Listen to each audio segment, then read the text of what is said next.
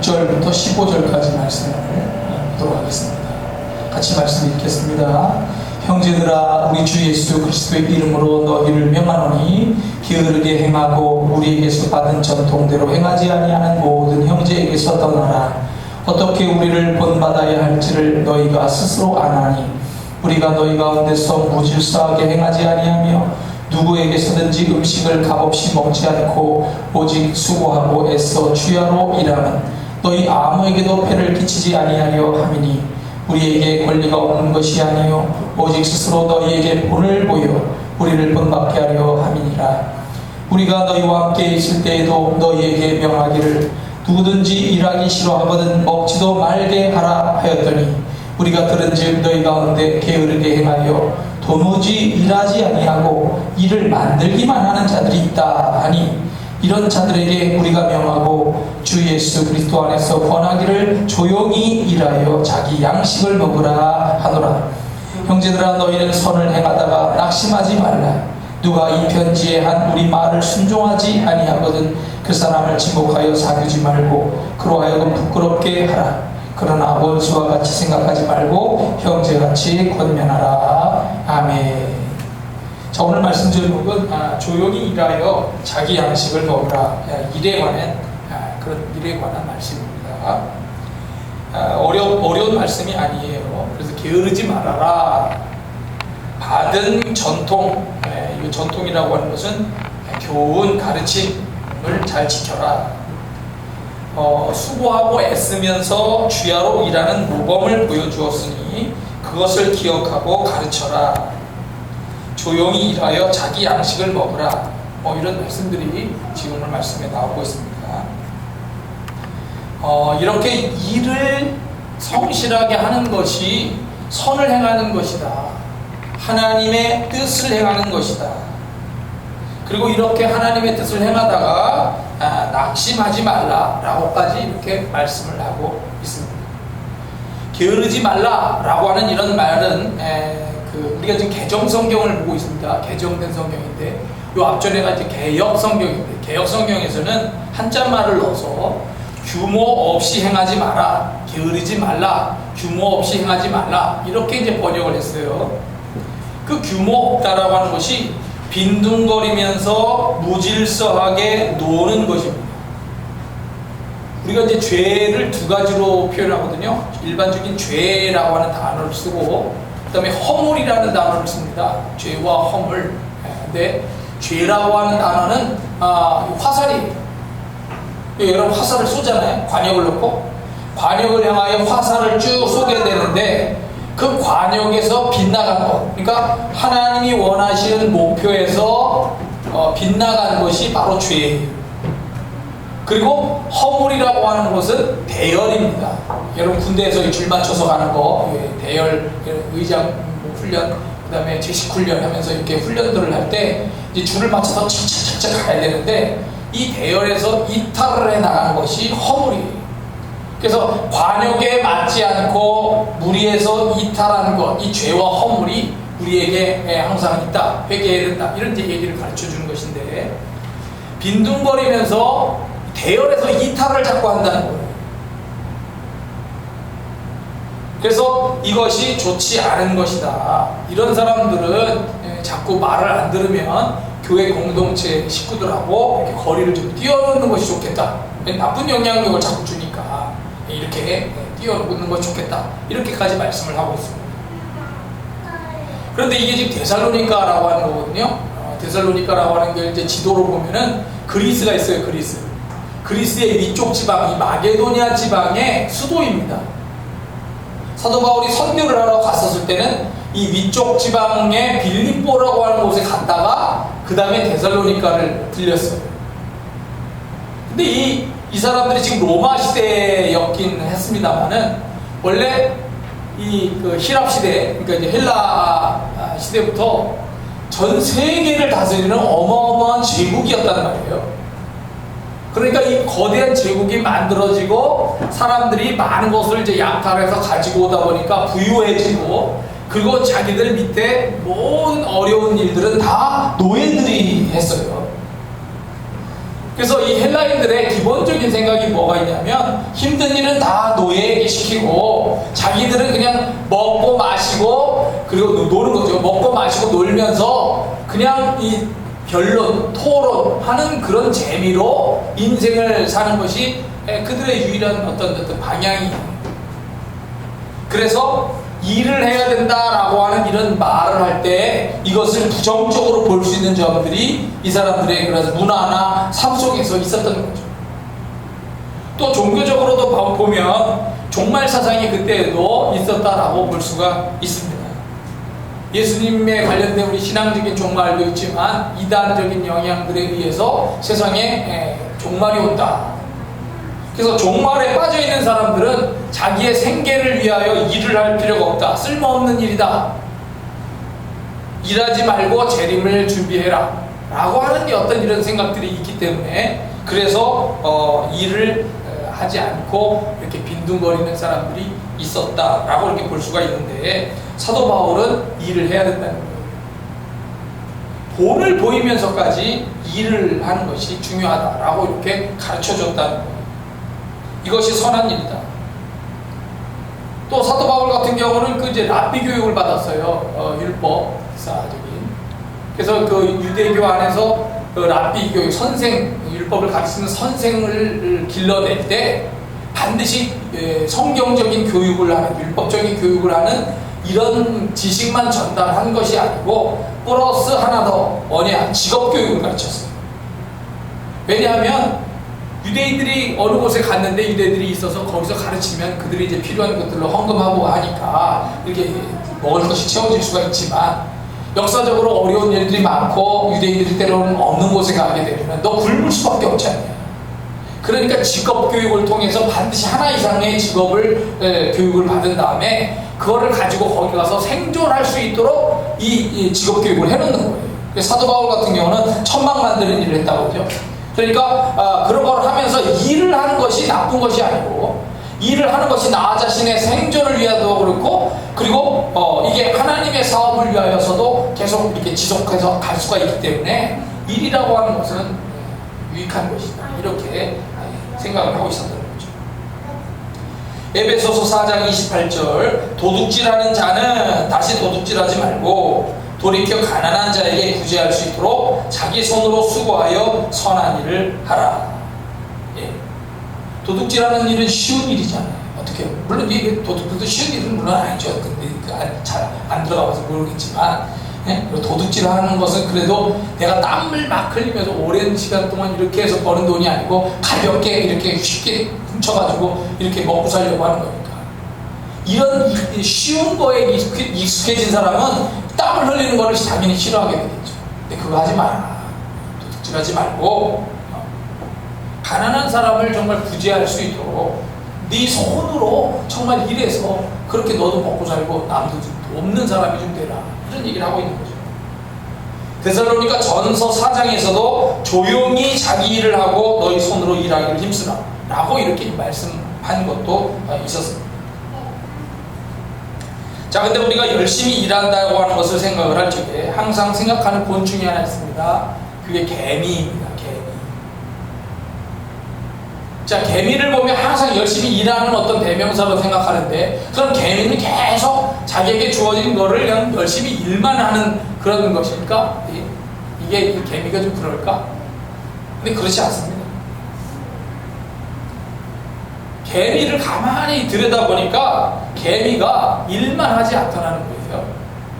왜냐하면 개미도 일만 계속하게 되면 몸이 아픈 거죠.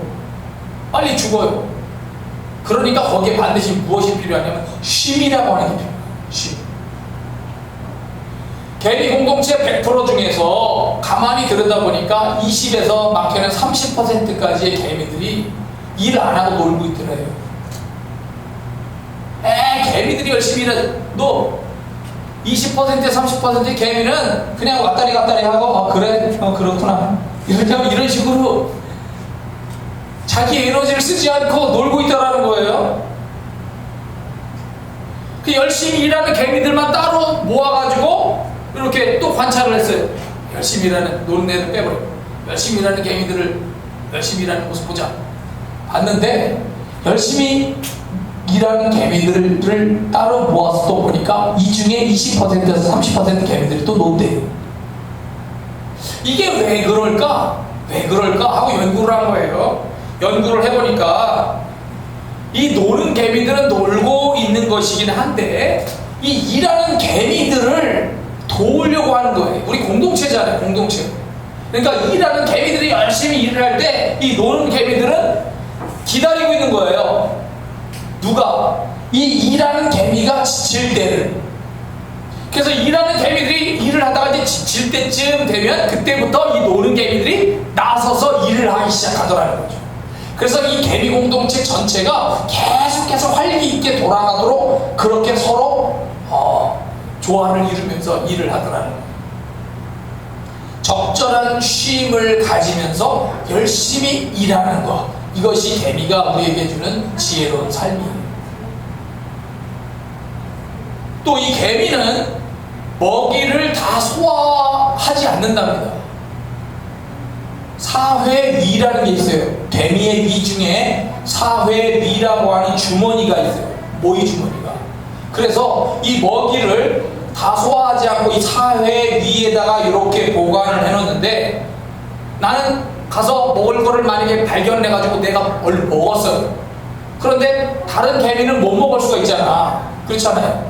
일을 하다 보니까 막 날르다 보니까 못 먹고, 그럼 내가 배고픈데 너 혹시 먹을 거 갖고 있니? 너 혹시 먹을 거 갖고 있니? 개미가 이렇게 눈도 제대로 안 보이는데 페로몬 향기를 해가지고 하면서 더듬이로 해가지고 이렇게 해서 동료를 만난 거야. 그래가지고 이 배고픈 개미가 더듬이로 먹을 거를 가지고 있는 먹은 이 개미의 입 아래의 수염을 자극을 한답니다. 그러면 이 사회 위에다가 넣어놓았던 먹이를 토해가지고 이 배고픈 동료에게 주는 거예요. 그때 이 배고픈 동료는 이 먼저 먹은 개미의 장에 있는 장내 세균이라고 합니다. 장내 세균을 전달받아가지고 먹을 거와 세균을 받아서 살게 되는 거예요. 그러면 그게 어떤 영향이 있습니까? 영향이 아주 있습니다. 어느 정도입니까? 아주 절대적입니다. 무슨 얘기냐면은, 홀로 된 개미는, 만약에 나 혼자서 먹고 나 혼자서 문제를 해결하는 개미 같은 경우에는 그 장내 세균을 교환하지를 못해요. 그래서 문제가 발생하는데 내가 생명이 쫙 빠르게 단축됩니다. 그래서 나 혼자서만 문제를 풀고 나 혼자서만 살려고 하는 개미는 6일밖에 못 산대요. 얼마나 불쌍합니까?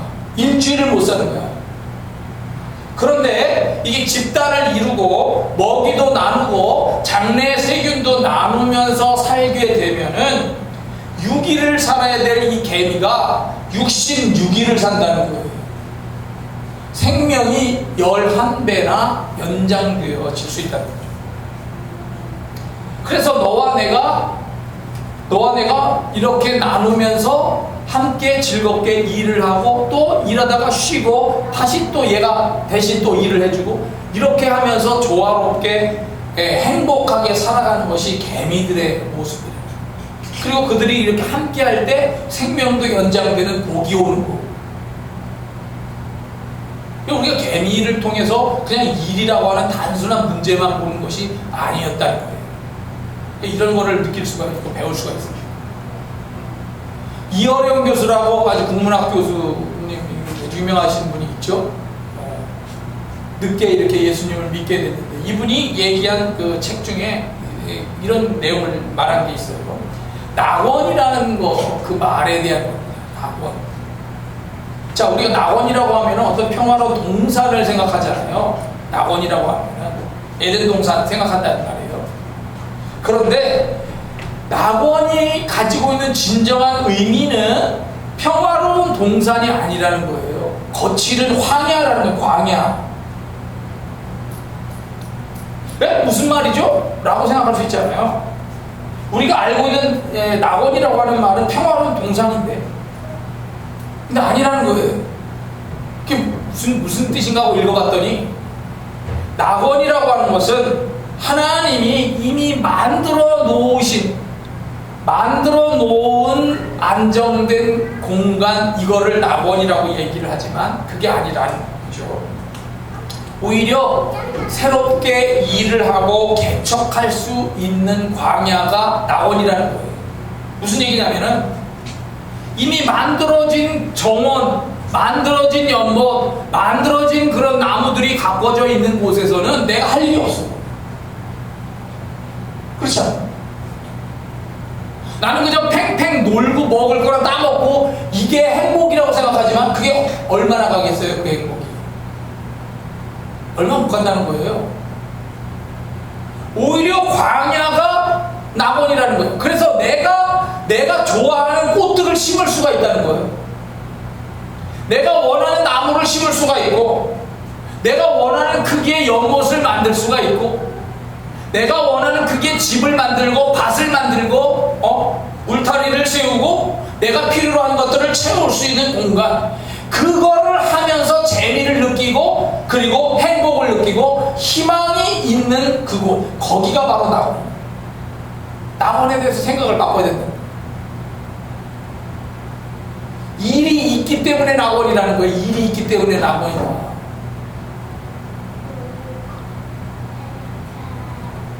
방울뱀 마을이라는 그 마을이 있다고 해요. 땅이 굉장히 척박하고 사막지대겠죠. 방울뱀이 많은 것은 사막지대. 땅이 척박하고 돌도 많고 방울뱀이 너무 많았어요, 이 마을에. 근데 이 마을에 이제 어떤 사람이 가게 됐는데 자기 상황을 이렇게 보니까 불평할 것밖에 없는 거예요.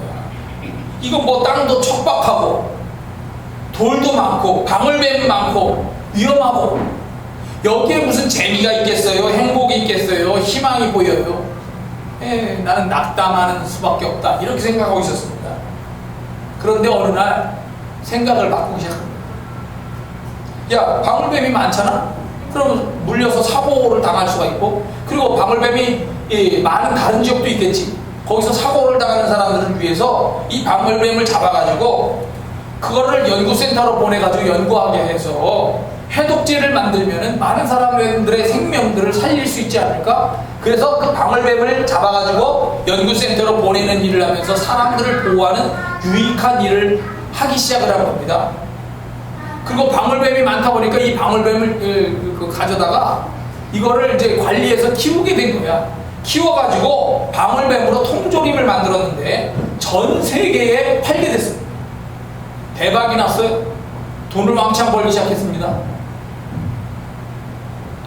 또 방울뱀 뱀이 많으니까 위험하다 해서 사람들이 잘 안 올 수가 있는데, 이게 이제 해독제도 만들고 그리고 이거 통조림도 만들어서 먹을 것도 있고, 이렇게 야생에서 이렇게 즐겁게 놀 수 있는 이런 어떤 그 프로그램들을 개발해 가지고 하니까 관광객들이 막 싹 들어오는 거예요. 이 체험 프로그램에 같이 참여해 가지고 그래서 막 돈을 벌기 시작을 하는 거죠. 그래서 이 마을 이름이 아예 원래 있었는데 이름 자체를 방울뱀 마을로 이름을 바꿨다는 거예요. 땅이 척박하고 돌도 많고 방울뱀이 많으니까 그저 놀기나 하자, 이런 곳에서는 재미도 없고 행복도 없고 희망이 안 보이니까 그냥 대충대충 살다가 가자라고 했으면 역사가 안 일어났을 텐데, 생각을 바꾸고 새로운 일들을 찾고 노력을 하니까 대박이 나서 돈도 벌고 유명해지고. 또 비슷한데요, 섭씨 50도가 넘는 사막지대에 시집을 한 아가씨가 갔답니다. 이 사막지대에 가니까 자기가 할 일도 없고 너무 날씨가 50도가 되니까 막 너무 뜨겁고 불평이 나왔어요. 아버지한테 편지를 썼죠. 아버지, 제가 시집을 왔는데 여기가 감옥이에요, 감옥.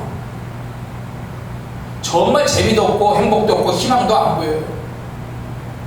그러니까 아버지가 답장을 했는데, 감옥 창살밖에 진흙탕만 보는 사람, 내가 감옥 창살 안에 갇혀 있다고 감옥에 있다고 생각하더라도 이 창살밖에 땅바닥을 보면서 진흙탕만 보는 사람이 있고, 그럼에도 불구하고 그 창살 너머에 별을 보는 사람이 있단다 라고 자기 딸에게 편지를 써줬어요. 이 딸이 감동을 받은 거예요. 그래, 내가 비록 이 감옥 같은 곳이지만 땅만 보는, 진흙탕만 보지 말고 별을 보는, 희망을 발견해 보는 사람이 되자 하면서 열심히 살기로 결정을 했어요. 그래서 집에서만 혼자 머물고 이렇게 하는 것이 아니고 그 마을 사람들을 찾아가기 시작했어요. 거리로 나가서 마을 사람들을 찾아가 가지고 그 지역의 토착민들, 인디안들과 사귀기 시작한 거죠. 옛날에는 자기가 백인이라고 하는 것 때문에 아마 그 사람들과 만나는 것 자체를 싫어하거나 두려워하거나 그리고 그 사람들을 낮은 모습으로 생각해서 어울리기를 싫어했을 거예요. 그런데 자기가 먼저 나서서 그 사람들하고 사귀기 시작을 했어요. 그 사람들로부터 많은 정보를 얻게 되잖아요. 그죠? 이 꽃은 어떤 꽃인데 이것은 어떻게 쓰여지고 약재로도 쓰일 수가 있습니다. 여기 가면은 어떤 것이 있는데 여기에 가서 이거를 하게 되면은 어떤 면에 유익이 될 수가 있습니다. 예를 들자면 그런 아주 고대로부터 내려왔었던 많은 그런 체험과 어우러지는 많은 그런 정보들을 이 사람이 얻기 시작을 하는 거예요. 그리고 그 지역의 풍토가 어떻게 이렇게 진행되어져 왔는지를 연구를 하면서 책을 내게 됐고 결국 그것 때문에 아주 유명한 사람이 됐답니다.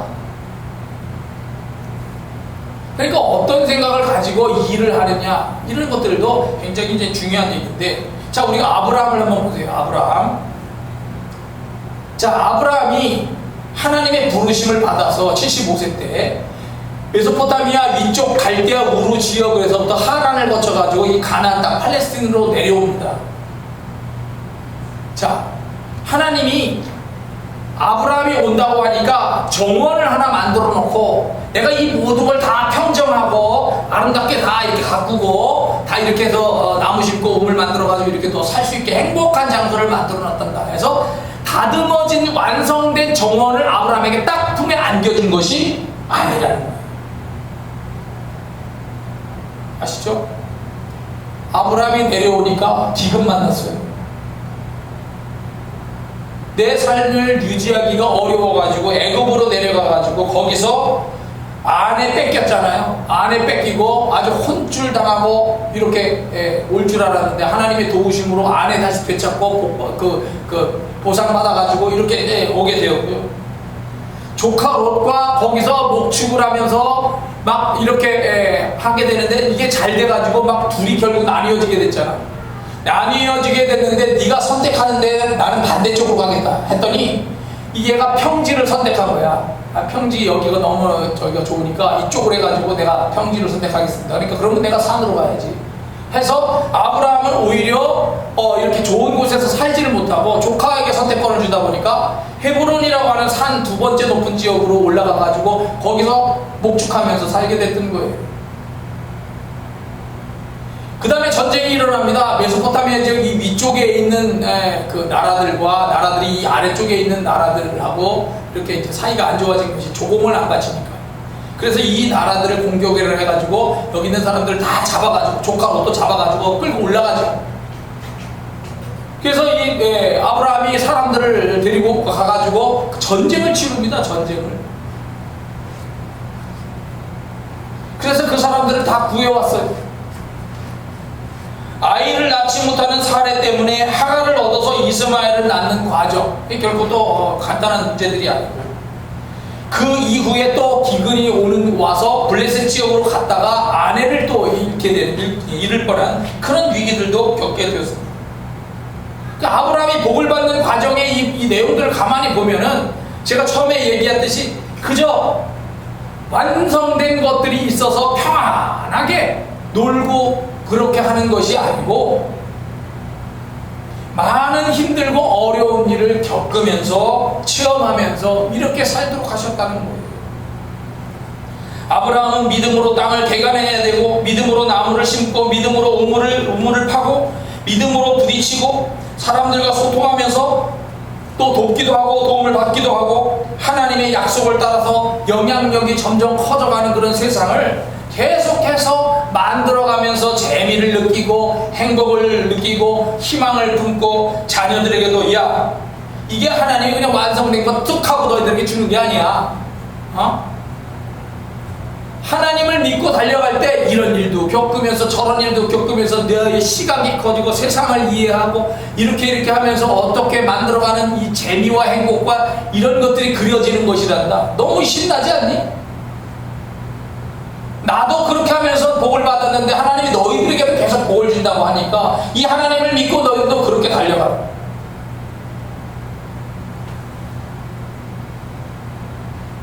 그렇게 가르치는 삶을 살게 된 겁니다. 하나님이 우리에게 일을 주시는 것은 이 일을 통해서 재미도 얻고 행복도 얻고 희망도 갖게 하시려고 하는 그런 큰 의미들이 있습니다. 일이 없는 삶을 기대한다? 그렇게 생각하지 마세요.